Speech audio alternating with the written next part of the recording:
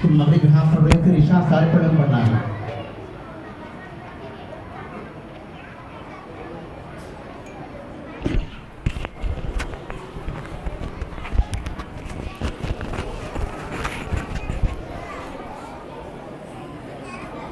السلام علیکم ورحمۃ اللہ وبرکاتہ۔ الحمد للہ رب العالمین، والصلاة والسلام علی سید الانبیاء والمرسلین، محمد وآلہ واصحابہ اجمعین۔ اما بعد فاعوذ باللہ من الشیطان الرجیم، بسم اللہ الرحمن الرحیم۔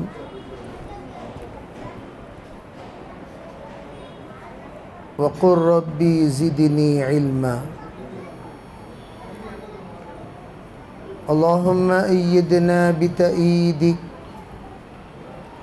اللہم ایدنا بتأییدک، اللہم ایدنا بتأییدک یا رب العالمین۔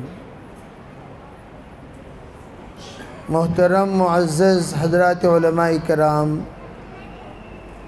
بزرگان دین، پردہ نشین خواتین، پیارے بچوں، اللہ تعالیٰ نے انسان کو جن اعزاز سے نوازا ہے وہ تمام جانوروں پر سے بالکل فوقیت رکھنے والا اعزاز ہے۔ وہ اعزاز کسی کو نصیب نہیں۔ قوت شامہ یعنی سونگھنے کی قوت، وہ ہم سے زیادہ چونٹی کو نصیب ہے۔ قوت بصیرت، یہ ہم سے زیادہ ہدہد کو نصیب ہے۔ قوت سماعت، یہ ہم سے زیادہ دیگر چوپائیوں کو مقدر ہے۔ انسان کو اللہ جل جلالہ امن والہ نے جس چیز کی وجہ سے معزز، محترم، مکرم بنایا وہ ہے علم۔ اور علم چاہے وہ دنیاوی ہو یا دینی ہو، دونوں علوم کو اللہ تعالیٰ نے وحی ہی کے ذریعے سے نازل کیا۔ یہ بڑی نادانی ہوگی اگر کوئی یوں کہے کہ یہ علم اللہ کا علم ہے اور یہ علم دنیا کا علم ہے۔ ہم پوچھتے ہیں ٹھیک ہے بھئی دنیا کا علم، لیکن دنیا کے علم جو وجود میں آیا وہ کہاں سے آیا؟ ہر انسان کے ذہن سے آیا، اور جو ذہن اللہ نے دیا، بھئی جو ذہن اللہ نے دیا اسی ذہن میں تو یہ تمام باتیں آئیں۔ اگر آپ کشتی بنائیں یا ایروپلین بنائیں یا دنیا کی مختلف سائنسدانوں نے مختلف چیزوں کو وجود میں لایا، تو وہ تمام چیزیں کہاں سے آئیں؟ وَنَخْلُقُ مَا لَا تَعْلَمُونَ سے آئے۔ اللہ نے فرمایا ہم اس کے بعد مخلوقات میں ایسی چیزیں وجود میں لائیں گے جس کا تمہیں دور دور تک علم نہیں ہے، نہ تصور ہے، نہ تخیل ہے، نہ ہی تم لوگ اس کے بارے میں تدبر کر سکتے ہو۔ ایسی چیزیں ہم وجود میں لائیں گے، اور ذریعہ کون ہوگا؟ انسان ہوگا، انسان کا ذہن ہوگا۔ گویا اللہ نے وحی نازل فرماتے ہیں، جیسے اللہ تعالیٰ کی وحی چونٹیوں پر، اللہ کی وحی مکھیوں پر، یہ تمام چیزیں دنیا سے تعلق رکھنے والی۔ اللہ کی وحی اسی طریقے سے دنیا کے اشیاء بنانے کی طرف بھی۔ تب جا کر بندروں کو بعض لوگوں نے آدھا حکیم تسلیم کیا۔ بندر کو آدھا پنساری کہا جاتا ہے۔ کیوں؟ بندر کے دل میں، بندر کے دماغ میں کون سی بیماری کے لیے کیا کرنا چاہیے، کیا کھانا چاہیے، کیا پینا چاہیے، وہ سب کے سب بندر کو پتا ہے۔ اسی لیے پرانے حکما بندر کی صحبت میں رہتے تھے، بندر کو اپنے ساتھ رکھتے تھے، بندر کو پالتے تھے، بندر کے ساتھ بھاگتے تھے، بندر کے ساتھ دوڑتے تھے، اور بندر کے ساتھ رہ کر ان کو یہ باتیں سمجھ میں آتی تھیں۔ اگر پیٹ میں درد ہو یہ کھانا چاہیے، اگر سر میں درد ہو یہ کھانا چاہیے، اگر کسی کو جلاب ہو یہ کھانا چاہیے۔ یہ تمام چیزیں بندر نے انسان کو بتایا۔ اور اس سے آپ خود کتوں کو دیکھے ہوں گے، جب کتا کوئی چیز کھا کر بد ہضم ہو جاتا ہے تو کتے گھاس کھانے لگتے ہیں، کتے گھاس کھاتے ہیں۔ کیا کتوں کو کسی نے پڑھایا؟ ارے بھائی جناب، جب پیٹ میں درد ہو، جب بد ہضمی ہو، جب کھٹے ڈکار آئے تو گھاس کھایا کرو۔ تو علماء کہتے ہیں، حکماء کہتے ہیں، گھاس سے بڑھ کر بہترین ہاضمے کی چیز کوئی چیز نہیں ہے۔ اسی لیے آج بھی تمام ممالک میں، جن ممالک میں گوشت زیادہ کھائے جاتے ہیں، وہاں پر دسترخوان پر گھاس رکھا جاتا ہے، گھاس کے ساتھ گوشت لپٹ کر منہ میں رکھا جاتا ہے پان کی طرح، اور اس کو چباتے ہیں، آدھا آدھا بکرا ہضم کر دیتے ہیں، کبھی ان کو بدہضمی نہیں ہوتی۔ اور ہم لوگ ارے بھائی تھوڑا سا کھا لیے جلاباں شروع ہو گئے، تھوڑا سا کھا لیے پیٹ میں درد شروع ہو گیا، تھوڑا سا کھا لیے الٹی شروع ہو گئی، تھوڑا سا کھا لیے کئی شروع ہو گیا۔ یہ تمام اس کو بھی علم الطب کہتے ہیں۔ علم لامحدود اپنے اندر انواع رکھتا ہے، علم کے بہت سارے اقسام ہیں، لیکن وہ تمام اقسام کا تعلق وہی سے ہے۔ یہ نہیں کہنا چاہیے یہ علم دین ہے، یہ علم دنیا ہے۔ علماء فرماتے ہیں سب کے سب علم دین، بشرطے کہ آپ کی نیت آخرت کی ہو۔ ایک مرتبہ حضرت شیخ الہند رحمۃ اللہ علیہ، حضرت مفتی محمود حسن صاحب رحمۃ اللہ علیہ میبزی پڑھاتے تھے۔ میبزی پڑھاتے وقت کسی نے آ کر کہا حضرت فلاں کا انتقال ہو گیا۔ حضرت نے فرمایا کہ بھئی جو لوگ ہمارے درسگاہ میں بیٹھے ہوئے ہیں سب نیت کریں ایصال ثواب کی، کہ جو مرحوم کی اطلاع ملی ہے نیت کرو یا اللہ اس کا ثواب ان کو پہنچا دے۔ طلباء عزیز سوچنے لگے لاجک پڑھایا جا رہا ہے، لاجک سمجھایا جا رہا ہے، لاجک کی تعلیم ہو رہی ہے، لاجک میں جا کر کیا ایصال ثواب؟ اگر آپ کو کوئی یوں کہے میکس آپ لکھ رہے تھے، میکس آپ پڑھ رہے تھے، میتھمیٹکس آپ سیکھ رہے تھے، آپ کو کسی نے اطلاع دی فلاں کا انتقال ہو گیا، اگر آپ یہ نیت کیے یا اللہ جو کچھ میں میکس پڑھا اس کا ایصال ثواب آپ فلاں کو کر دیجئے، تو لوگ ہنسیں گے کہ نہیں ہنسیں گے؟ لیکن ہنسنے کی کوئی بات نہیں۔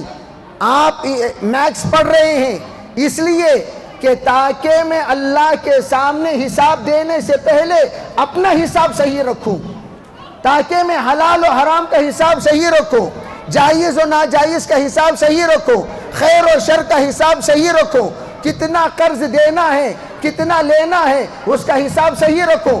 حاسبوا قبل ان تحاسبوا، اللہ کا حکم، اللہ کے رسول کا حکم ہے اپنا حساب کر لیا کرو اللہ کے سامنے حساب کرنے سے پہلے۔ تو آپ کا حساب کتاب سیکھنا سراجی کے لیے، وراثت کی تقسیم کے لیے، جائیداد کی صحیح تقسیم کے لیے، صحیح حساب و کتاب کے لیے، صحیح تجارت کرنے کے لیے، تو آپ کا حساب کتاب سیکھنا بھی عبادت ہے۔ اسی لیے فرمایا انما الاعمال بالنیات، آپ جو بھی عمل کرو، آپ پائلٹ بن رہے ہیں، ڈاکٹری پڑھ رہے ہیں، انجینئرنگ پڑھ رہے ہیں، لوگ اس وقت واسطو کے پیچھے پوری دنیا تباہ ہو رہی ہے۔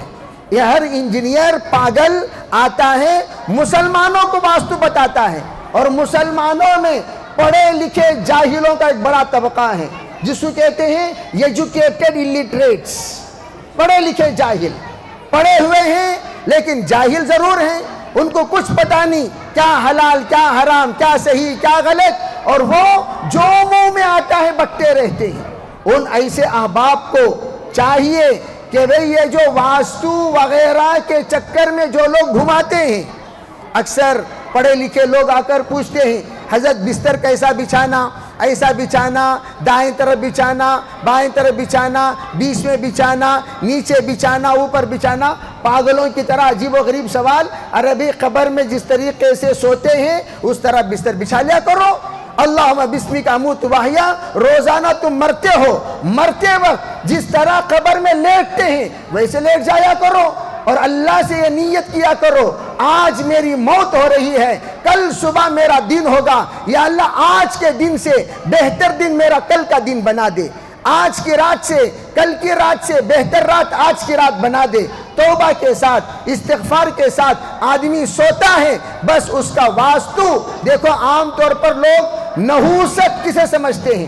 باہر نکلتے وقت بلی آ گئی، باہر نکلتے وقت کوا پکارا، باہر نکلتے وقت کو چوٹ لگ گیا، لوگ اسے منحوس سمجھ کر باز آ جاتے ہیں، پیچھے آ جاتے ہیں، تھوڑی دیر کے بعد جاتے ہیں۔ یہ سب کے سب کفریہ عقیدہ۔ اللہ کے رسول علیہ السلام نے فرمایا اگر نحوست ہوتی تو تین چیزوں میں ہوتی۔ لو كانت الشوم كان في الثلاث، لا شوم الا في الثلاث۔ مختلف قسم کے الفاظ ہیں، تو وہ ثلاث کون ہیں؟ ایک ہے گاڑی، نمبر 2 گھر، نمبر 3 بیوی۔ یہ تین کو فرمایا۔ گاڑی میں نحوست کیا ہے؟ گاڑی میں نحوست، گاڑی تو میں اس زمانے کا ترجمہ کر رہا ہوں، ورنہ تو پہلے زمانے میں گاڑی نہیں سواری کہتے تھے، گھوڑے کی سواری، اونٹ کی سواری۔ اور اس سواری کو نحوست کیسے؟ جو اونٹ کے اندر سستی ہو، چستی نہ ہو، مستی ہو، بات ماننے کی صفت نہ ہو، ایسے موقع پر اسے منحوس قرار دے دیا جاتا ہے۔ جو زیادہ کھاتا ہے کام کم کرتا ہے، زیادہ کھاتا ہے کام کم کرتا ہے۔ کیا مطلب؟ خرچہ زیادہ آمدنی کم، خرچہ زیادہ آمدنی کم۔ اب بھئی پیٹرول میں منحوس گاڑی کس کو کہتے ہیں؟ جو میلیج کم دے۔ دلندر گاڑی ہے، منحوس گاڑی ہے، پیٹرول زیادہ پیتی ہے، میلیج کم دیتی ہے۔ تو جس طریقے سے پرانے زمانے میں جانور گھاس زیادہ کھاتا تھا، کام کم کرتا تھا، اسے منحوس کہتے تھے۔ اس زمانے کی منحوس کیا ہے؟ میلیج کم دینا، یہ نحوست ہے۔ اور وہ منحوس گاڑیوں کو لینے والے بڑے منحوس ہوتے ہیں۔ بعض منحوس ہیں، ایک صاحب کہنے لگے وہ غریباں دیکھتے سو میلیج جی، امیراں سب میلیج نہیں دیکھتے، شان دیکھتے ہیں۔ تو میں نے کہا منحوس کے لیے، منحوس کے لیے چلو بھئی، اس سے پتہ چلا وہ بھی منحوس ہے۔ یہ حضرت تھانوی سے پوچھا گیا حضرت منحوس کون ہے؟ فرمایا وہ خاندان جس خاندان میں حافظ نہ ہو، جس خاندان میں عالم نہ ہو، جس خاندان میں قاضی میں قرآن نہ ہو، جس خاندان میں عالم شریعت نہ ہو، فرمایا وہ خاندان منحوس خاندان، دلندر خاندان، جس کو ہم اپنی زبان میں کہتے ہیں دلندر دریا کو گیا، جھینگے پورے بنگے ہو گئے۔ یہ مشہور مقولہ ہے۔ کیوں؟ دلندر کسے کہتے ہیں؟ دلندر اسے نہیں کہتے، دلندر اسے کہتے ہیں جس کے نسلوں میں علماء نہ ہو، جس کے خاندان میں حفاظ نہ ہو۔ اس سے بڑا منحوس کوئی خاندان نہیں ہوتا۔ مکاتب تمہارے خاندان کی دلندراگی کو دور کرنے کے یہ مراکز ہیں۔ ہم اپنے دلندراگی کو کیسے دور کریں؟ مکاتب کے ذریعے سے، مکاتب کے ذریعے سے۔ مکاتب کون ہیں؟ تحفظ قرآن کے قلعے ہیں۔ مکاتب کیا ہیں؟ تحفظ اسلام کے قلعے ہیں۔ مکاتب کیا ہیں؟ تحفظ ایمان کے مراکز ہیں۔ مکاتب کیا ہیں؟ تحفظ اخلاق کے مراکز ہیں۔ مکاتب کیا ہیں؟ تحفظ معاشرہ، تحفظ معاملہ، تحفظ اخلاق۔ یہ دار ہے، دار۔ یہ مکاتب مکتب نہیں، یہ تحریک ہے، تحفظ ایمان کی تحریک۔ یہ تحریک ہے مسلمان کو مسلمان بنائے رکھنے کی تحریک، یہ تحریک ہے ایمان پر خاتمے کی تحریک، یہ تحریک ہے سنت کی افشاء کی تحریک، یہ تحریک ہے تمام مسلمان کے بچے لگے فیوچر میں، اس کے لیے محنت ہے۔ اسی لیے میں کہا کرتا ہوں ارے بھئی مکاتب سے کبھی کسی کو فارغ مت کیا کرو۔ یہ سب سے بڑی نادانی ہے ہماری۔ مدارس سے فارغ ہوا کرتے ہیں، جس کا علم حاصل کرنا فرض کفایہ ہے۔ ارے بھئی مدارس کا علم حاصل کرنا فرض کفایہ ہے، فرض عین نہیں ہے، لیکن مکاتب کا علم حاصل کرنا فرض عین ہے، فرض کفایہ نہیں ہے۔ ہم لوگ کیا کرتے ہیں؟ مکتب میں بچوں کو داخل کر دیتے ہیں، خود داخل نہیں ہوتے۔ مکتب کسی عمر کا حد بندی مکتب میں نہیں ہے۔ 3 سال سے لے کر 100 سال تک کا بچہ داخلہ لے سکتا ہے۔ 100 سال کا جب آئے گا تو اسے تو ہم طالب علم کہیں گے۔ طالب علم تو استاد کے سامنے بچہ ہوا کہ نہیں ہوا؟ تم عمر کے اعتبار سے بڑے ہو بھائی، لیکن علم کے اعتبار سے چھوٹے ہو۔ جب تم الف پڑھو گے، با پڑھو گے، تا پڑھو گے، سا پڑھو گے تو تم تو بچے ہوئے۔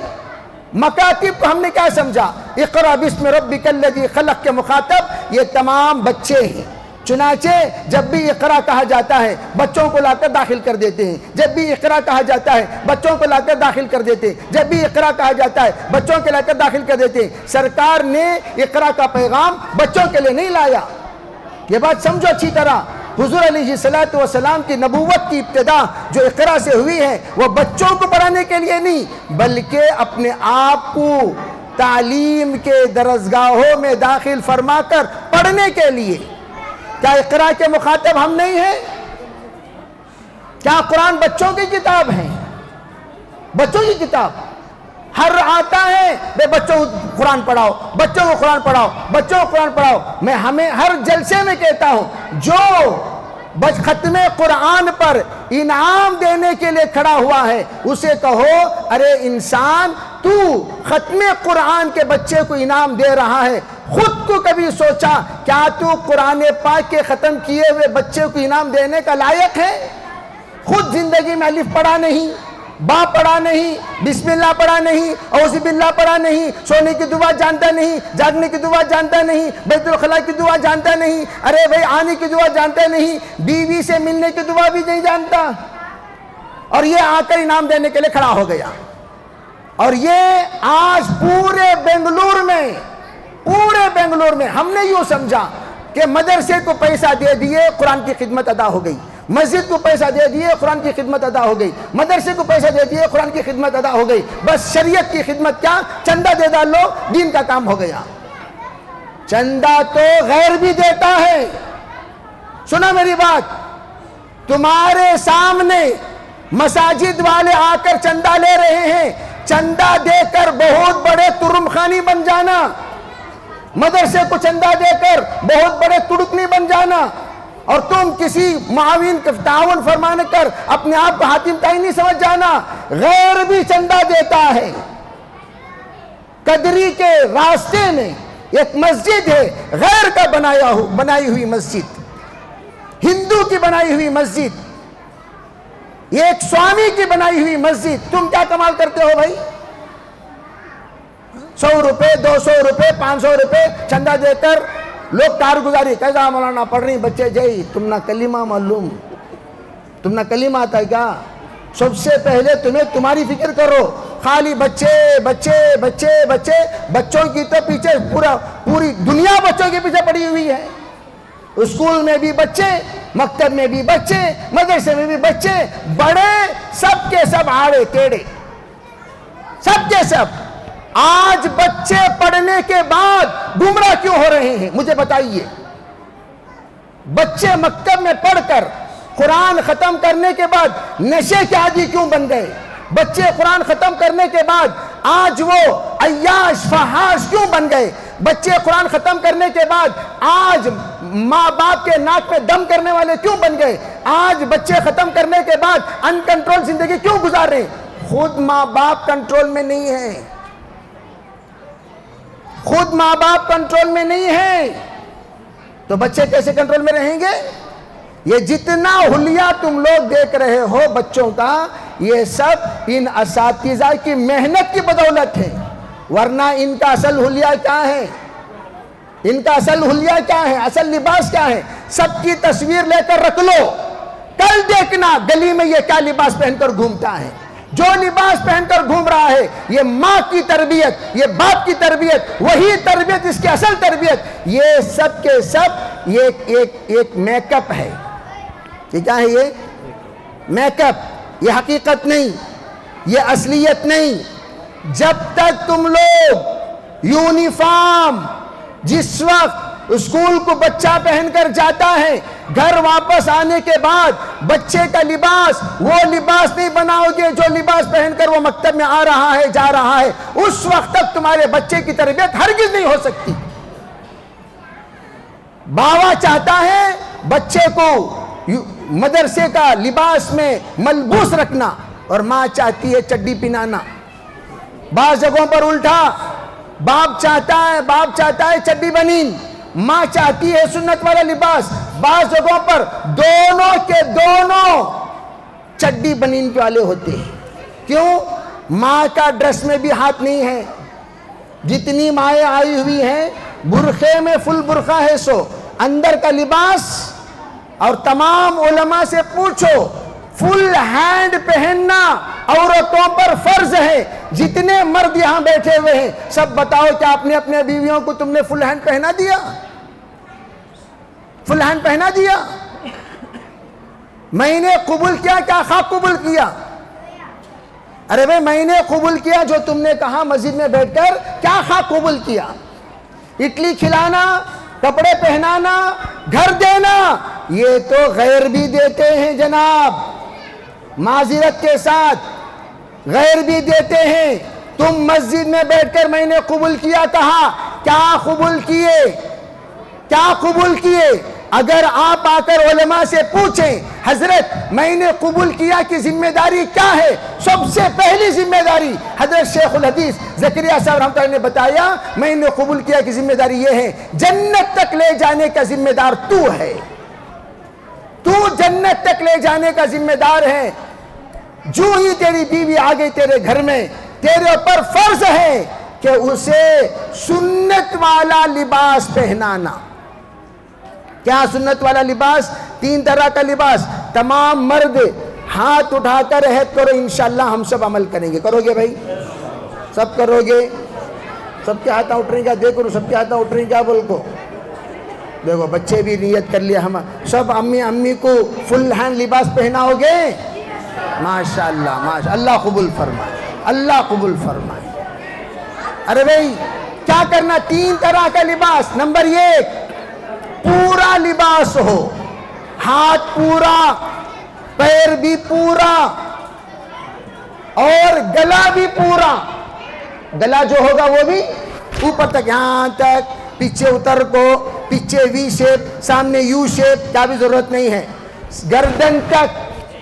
آج کل الٹا ہو گیا، پورے مولوی صاحبہ اور تمام لوگاں دیکھو کتنا فل ہینڈ پہن گئی، سب فل ہینڈ میں سے، ایک جنا بھی ہاف ہینڈ میں نہیں ہے۔ وہ بنین والا بچہ بھی فل ہینڈ میں 600، تمہیں فل ہینڈ میں 600، ہاف ہینڈ کوئی نہیں۔ یہ فل ہینڈ جو ہم نے پہنا اس کو ہم کیا سمجھتے ہیں؟ لباس۔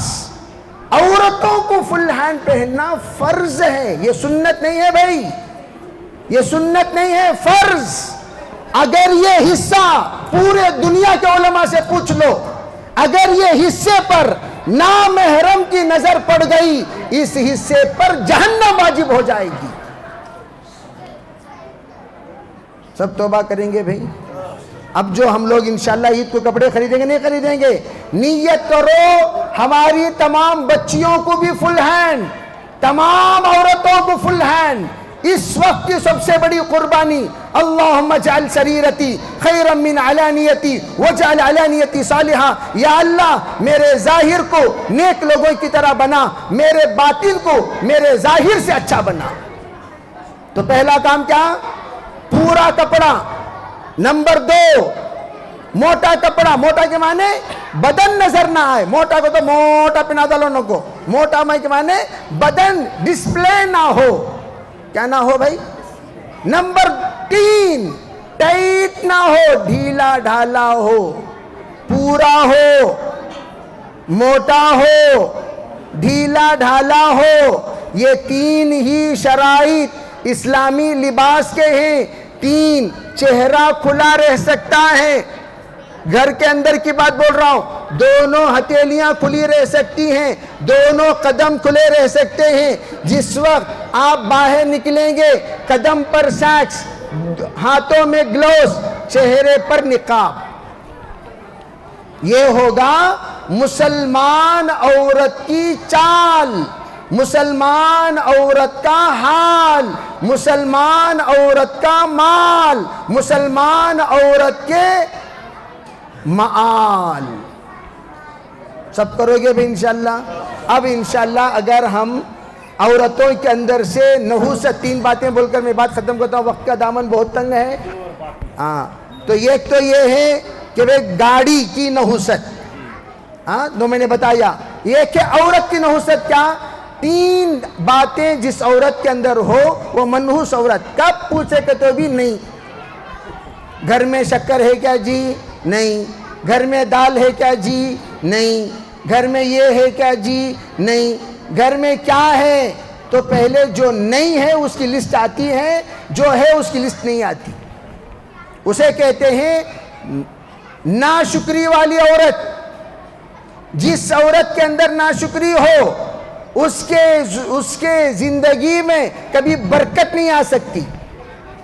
اس لیے کہا شکر گزار عورت اگر صرف الحمدللہ کہے، اللہ کے طرف سے گھر میں برکت کے دروازے کھل جائیں گے. صرف الحمدللہ. کیا ماں خیرے سے ہی؟ کیا ماں الحمدللہ. کیا ماں کیسے ہی؟ الحمدللہ. کیسے طبیعت؟ الحمدللہ. کیسے ہی شوہر؟ الحمدللہ. بس اتنا بولنا سو. بعض ہمارے عورتوں کے الحمدللہ میں ایک بہت بڑی فہرست ہوتی ہے. کیسے مانگے تو کیا کی الحمدللہ کر بولے گا تو سکرات کا الحمدللہ. وہ الحمدللہ صحیح نہیں ہے، سکرات میں ہے. بعض لوگوں کا الحمدللہ بہت اوور کانفیڈنس والا، اللہ کا فضل بھائی الحمدللہ، یہ بہت اوور ہو گیا. نارمل ہونا چاہیے. کیسے بھائی؟ الحمدللہ، اللہ کا فضل ہے. تو یہ ایک شکر گزار. نمبر 2، بے نمازی عورت منحوس.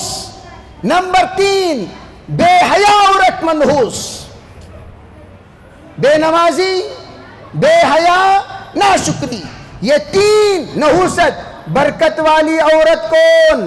نمبر 1 شکر گزار، نمبر 2 اطاعت گزار، نمبر 3 فرما بردار. نمبر 3 کون ہے بھائی؟ اللہ کے رسول سے پوچھا گیا ای المرأة خیر یا رسول اللہ. آپ نے فرمایا کون سی عورت بہترین عورت ہے؟ آپ نے کہا اذا نظر الیہا سرتہ، جب شوہر دیکھے تو بیوی خوش کر دے. اذا امر لہا طاعتہ، جب حکم دے فوراً بات مانے. اذا غاب عنہا حفظت نفسہا ومالہ، جب شوہر غائب ہو جائے اپنی عزت آبرو کی حفاظت کرے اور اب اس کے مال و دولت کی حفاظت کرے. تو یہ ہوئی بات عورت کے بارے میں. گھر میں نحوست کسے کہتے ہیں؟ نمبر 1 اندھیرا گھر. نمبر 1 گھر کون سا؟ البیت الذی لا يدخل فیہ الشمس يدخل فیہ الطبیب. وہ گھر جس میں سورج داخل نہیں ہوتا، اس میں بار بار ڈاکٹر آتا جاتا رہے گا.